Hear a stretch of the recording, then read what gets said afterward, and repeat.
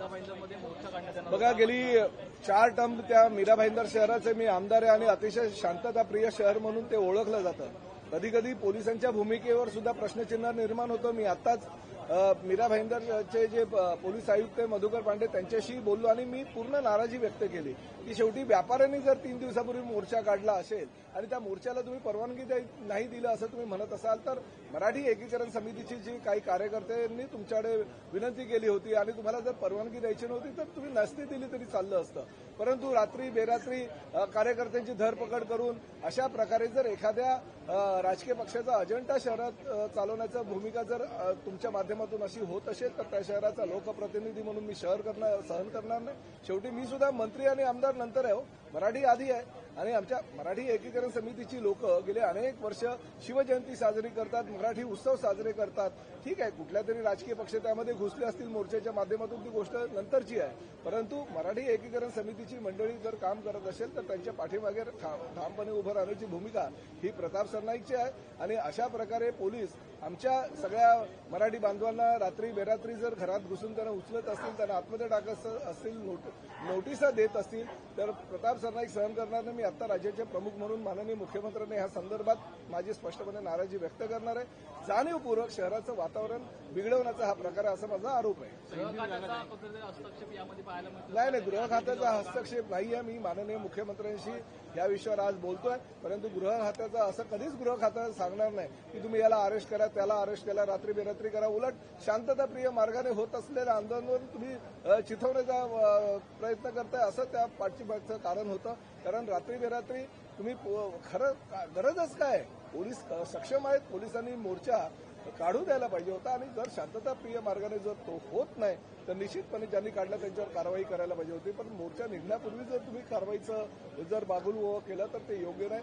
आमची तुलना काही वेळेस लोक महायुती सरकारची तुलना इंग्रजांच्या बरोबर करायला लागलेले आहेत. असं बरोबर नाही. आमच्या महायुतीचं सरकार अतिशय चांगल्या प्रकारचं काम करत असताना अशी तुलना सामान्य जनतेकडून किंवा मराठी एकीकरण समितीकडून होत असेल तर ते निश्चितपणे योग्य नाही. आता सध्याची परिस्थिती जर पाहिली तर ड्रोनने सर्वेक्षण केलं जात आहे, ड्रोनने नजर ठेवली जाते, जमावबंदी लागू झाली. माझं म्हणणं हे मोर्चा काढल्यानंतर तुम्ही करायला पाहिजे ना. काय रात्री बेरात्री कोणाला अटक करायची वगैरे गरज होती तुम्हाला सांगा. जी ताकद तुम्ही 2 दिवसापासून दाखवताय ती ताकद मोर्चा काढल्यानंतर दाखवायला पाहिजे होती पोलिसांनी. आणि मी आधीच सांगितलं की शेवटी मंत्री आणि आमदार मी नंतर आहे, मी मराठी आधी आहे. आणि मराठी एकीकरण समितीची मोर्चा जर निघत असेल किंवा शांतताप्रिय मार्गाने ते जर कुठलं आंदोलन करत असेल तर प्रताप सरनाईक हा नेहमीच त्यांच्याबरोबर राहील. ह्या शहराचा आमदार म्हणून माझं ते कर्तव्य आहे. एसटी कर्मचाऱ्यांचा पगार सर वेळेत झालेला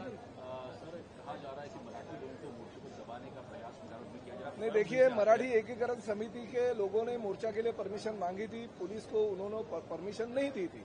4 दिन पहले कुछ व्यापारियों ने मीरा भाईंदर के एक मोर्चा निकाला था और शांतताप्रिय मार्ग से निकाला था. वो मोर्चा यशस्वी हो गया. उसके बाद में उन्होंने निवेदन भी दिया. वातावरण बहुत ही शांत हो गया था. मराठी एकीकरण समिति के जो मोर्चा है उसमें कुछ लोग इन्वॉल्व हुए थे, वो भी उसमें पॉलिटिकल पार्टी के नेतागण गए थे. मगर कल से जो पुलिस की भूमिका है एक उनसे तो भी पार्टी का एजेंडा ये पुलिस चला रही है क्या, ऐसा संदेह हमारे दिल में निर्माण होता है.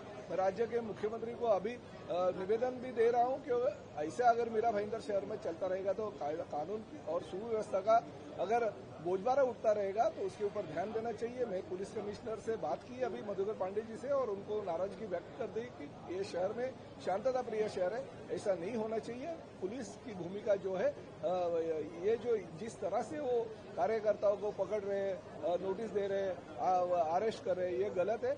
ताकत तभी दिखानी चाहिए तभी कुछ अगर गलत हो, उन्होंने अगर मोर्चा निकाला और गलत कुछ किया रहेगा तो उनके ऊपर कार्रवाई होनी चाहिए. मगर मोर्चा निकालने से पहले अगर आप गलतियां कर रहे हो तो ये पुलिस की गलती है. पुलिस राजनीति कर रही है. आपने कहा कि गृहमंत्री आपके पास है, तो ऐसे में अगर नहीं, जरूर मैं राज्य के मुख्यमंत्री आदरणीय देवेंद्र जी से अभी बात करूंगा कि मुझे नहीं लगता है कि स्टेट से होम डिपार्टमेंट से कुछ भी इंस्ट्रक्शन हमारे लोकल पुलिस को आया. ये लोकल लेवल की पुलिस की फेल्यूर है.